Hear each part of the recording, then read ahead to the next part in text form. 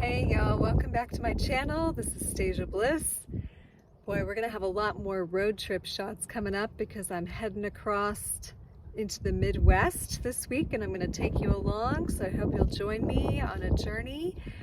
We're gonna go check out Maharishi International University, which is an amazing school. As I have been looking into it, I've never been there, so we're gonna go check it out. My son is a senior next year, and I'm really thinking about what he wants to do next with him. And he, having been homeschooled a lot of his life, he's really been enjoying being around other students. So he's like, Mom, I kind of want to go to university. And I'm like, okay, whoa, the state of the universities in this country is quickly declining. With a lot of, woke ideology and stuff that is not very supportive to being, present and aware with your life force energy, taking responsibility for yourself and your body. And so this school is a consciousness-based school, so we're gonna go check it out. We're gonna see some beautiful country along the way, so I hope you'll follow me. I was gonna bring you out into this gorgeous field. Let me just show you, but it's so windy right now. You can see all the way over to the Kennecott copper mines, which is one of the largest holes on the planet that you can actually see from space. Isn't that amazing? That's right here behind where I'm currently residing. It's an interesting hole to have in your backyard that just keeps getting larger and larger, along with the Great Salt Lake here. That's not really what I wanted to talk about today. I wanted to talk about that the problem is the medicine. And I've got with me, well, first of all, I have a bottle of this 7 teas, but I actually drank it all, and this is my homemade kombucha in here, and I have not tried it yet. This is a new batch that I brewed up with some peppermint, blue butterfly tea flowers, and a really nice pu'er tea that I had. And I think I put a little bit of rose also. And then after I brewed it, there's a little bit of kava kava and the Anamundi dream elixir is also in here. So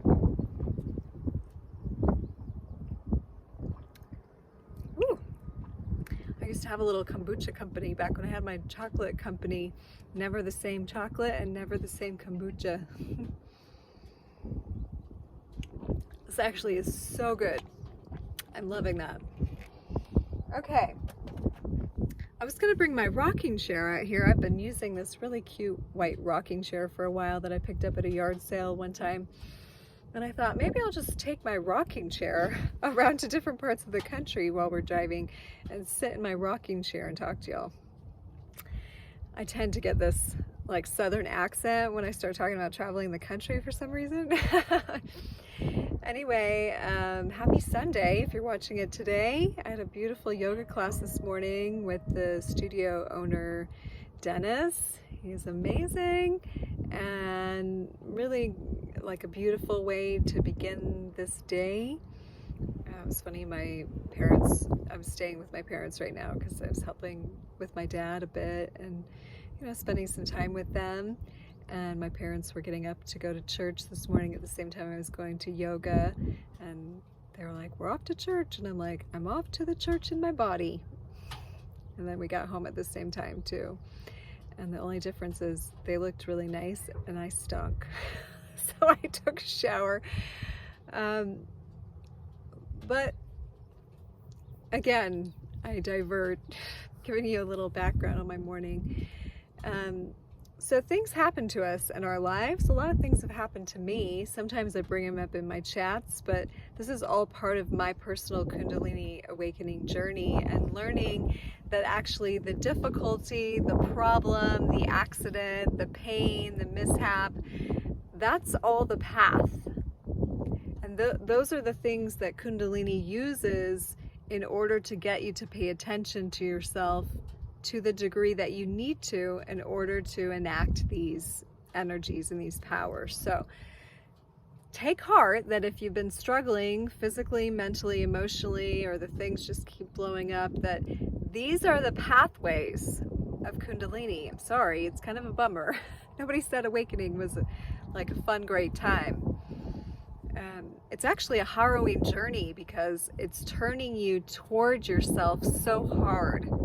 And it's a much more relaxed, I guess you could say, venture to just project away from our bodies and forget to feel how intense it is to be in these forms. I mean, you probably can't remember being a baby and first being stuck in these things, right? With this expanded consciousness and being like, oh my God, all I can do is wiggle my hands and kick my feet and make these weird noises. We all were there, right? Because we were first in these bodies, these expanded consciousness, now in this form. And we've had to kind of grow into it. And in some ways, it's restricted our consciousness because we've begun to identify with this body that our larger consciousness was placed in. So when we have an awakening experience, it's really oftentimes something that slams you, or a difficult moment. Sometimes it's an ecstatic moment. Those are the lucky ones. Or plant medicine journey, which can also be super harrowing. But a lot of times it's falling flat on your face, right? It's having some event that happens. I've told you before about being dropped on my head country dancing, doing the waterfall. I jumped over the guy's shoulder and he forgot what he was doing, and it was a cement floor, and I went head first, and I became, went within a hairline of breaking my neck. So your neck's supposed to, bend this way and have a slight curvature here. Well, mine was bent the other way, just like a tiny bit more, and that would have snapped my neck. So you can imagine that was a super uncomfortable and painful position to find myself in. And it's not like something you just go and snap it back. It's months and months and years of attention and pulling my spine, sleeping on towel rolls and breathing, and I'm like constantly feeling nausea and headaches and backaches and shoulder aches and, brain aches and everything from the accident itself. And so but these were the moments for me. These were the awakening moments for me because my attention was hyper focused on my body. Hyper focused. In fact, I could do not much else besides think about the pain in my neck and in my head and in my skeleton as a whole, my whole body. And I mean, it hurt my nervous system. My nerves were crazy. The compression on the main vagus nerve there, I mean, it affects everything in your body. So you can succumb to the pain and go down that path of, woe is me, I'm just going to be in pain forever. But I was so young when this happened to me. And that's, you can still have the same, I want to live later in your life, but it just didn't seem like an option. I had to get my body back, right? I had to get my body back so that I could be free again, right? So the very journey that we each are taking is that journey. We have to get our consciousness and our body back together because we want to be free. So this journey is about tuning into that part of us where we know we want to be free. We want to be liberated from all that shackles us down, whether it's visible or illusional or real restrictions in our lives. The soul craves to be free.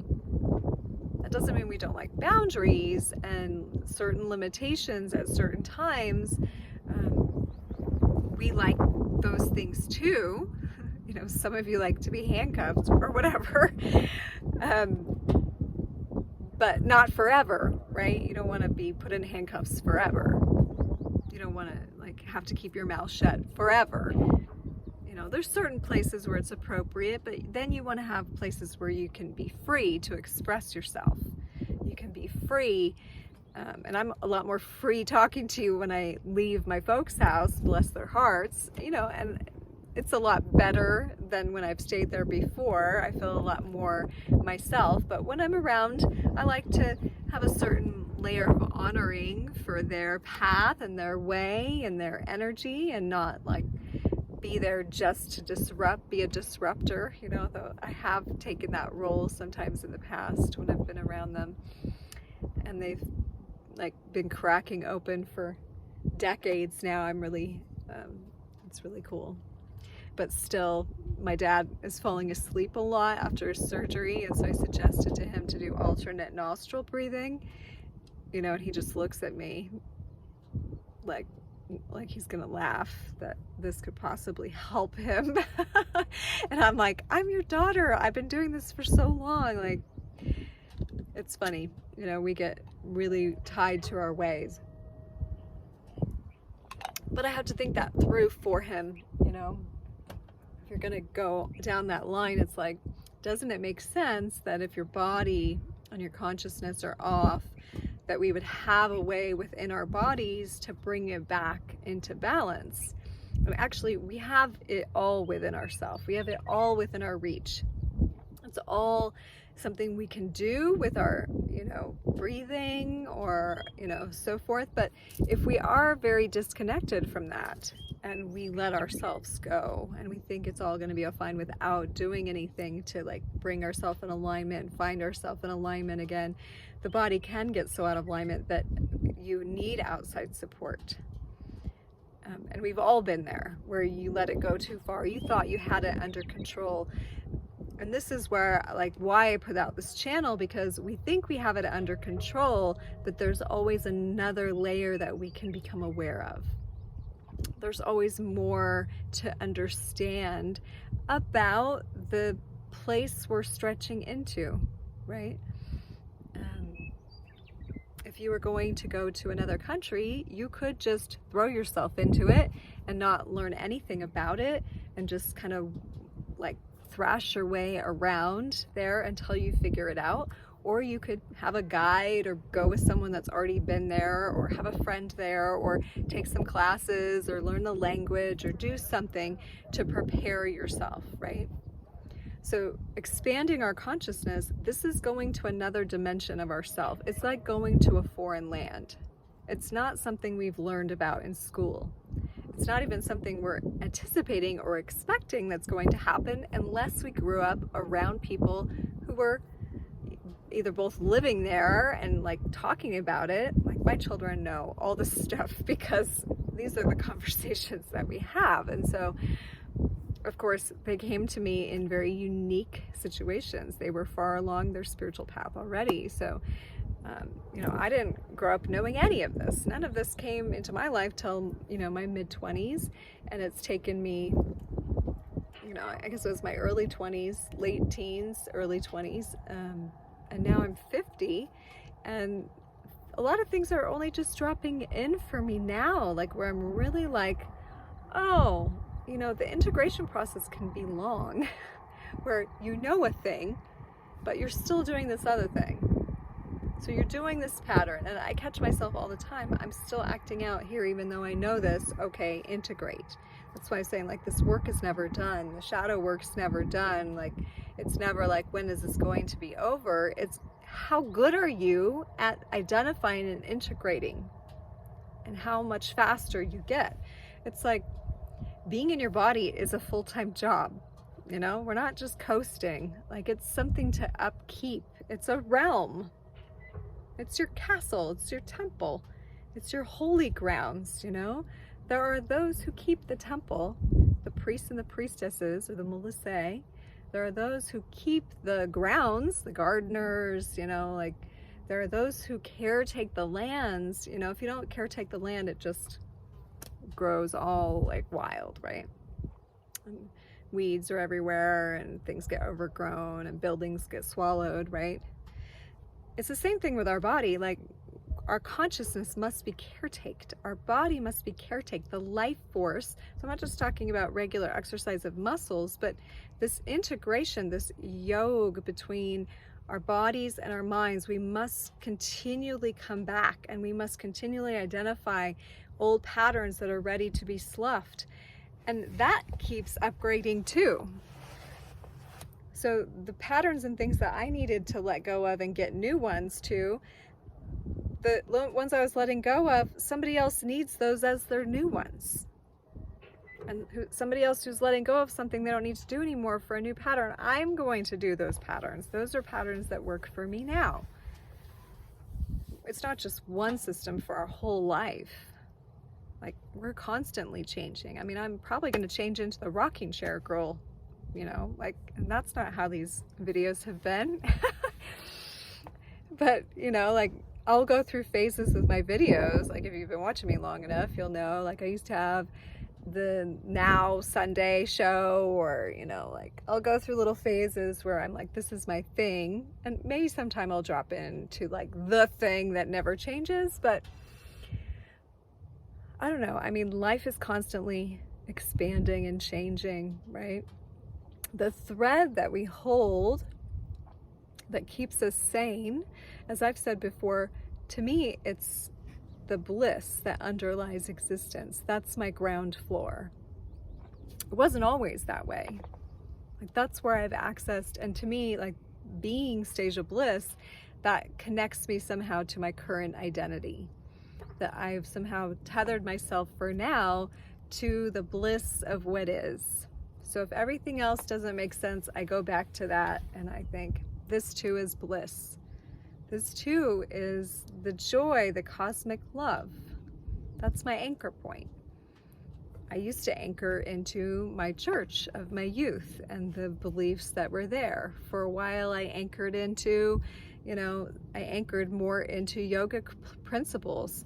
And of course, I utilize those. They're tools for me. They make a lot of sense. But if I run into something that conflicts, like when I was studying alchemy with Almeen, I thought I was going to burn all my yoga books and like let them all go. And then I was like, wait, this is all going to drop together. And it did. And I'll do this beautiful weaving between these two. And if something doesn't collide, I'll just go back into bliss. That's my suspend moment, right? So we all need something where we can fall into it. And sometimes it's a person, or it's a deity identity, or it's, you know, God or Jesus or Buddha, or, you know, your dog, or, you know, like your best friend, something that is always there that you can drop into when you're like, I don't know anymore. I don't know anymore, because do we ever really know? These talks are the best I can offer from my experience. Like, my experience has been, if I become present with exactly what's happening in my body, no matter how painful or uncomfortable it is. And then I'm going to mention one thing about burning up, and we'll wrap this up before 20 minutes. But if I'm feeling any of those things, but I get super present with it, I just give it my full attention. I don't try to be like, no, I need to mask this and take medicine and not feel this, or I need, you know, to numb out, or just, you know, like, that's not to say I don't like watch a movie sometimes or do something to let things cycle through, but I'm aware that it's there. But when we get super present with it, that's when the change can happen.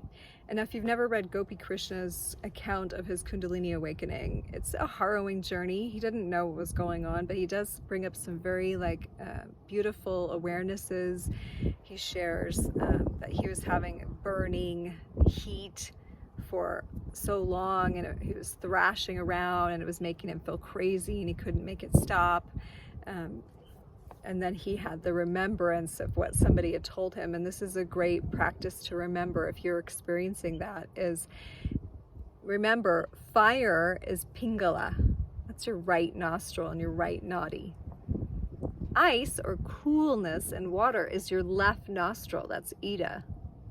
That's the left channel. Remember, we're trying to get life force to move from these two through Sushumna in the middle. So they're first purifying like this, but if Kundalini starts to just go down Pingala, you're gonna burn up. You're gonna feel like you're burning up. So that's where you can use left nostril breathing. So I'm saying, like, you have the medicine right here. Left nostril breathing, or cooling breathing through the teeth. Immediately, you should be able to feel that life force getting redirected out of Pingala Nadi. So I hope that helps somebody out there. All right, you guys, a beautiful Sunday to you. bringing you the energy of the sun, of confidence, aliveness. If you're not watching this on Sunday, you're still getting a sun blast. I'm looking forward to seeing you this week from Wyoming and Nebraska in the US, Iowa. We'll see what's after that.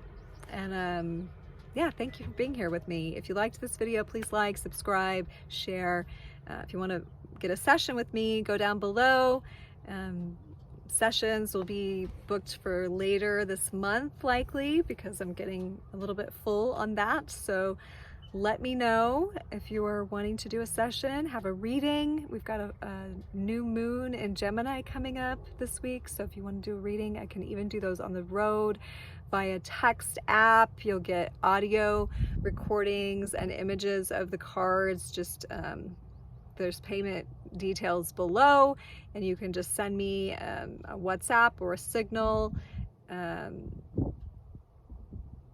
and let me know your query, or send me an email to your WhatsApp. So give me your query and we'll go ahead and dive into that with this beautiful Gemini new moon energy coming up. And I love you so much. See you next time. Namaste.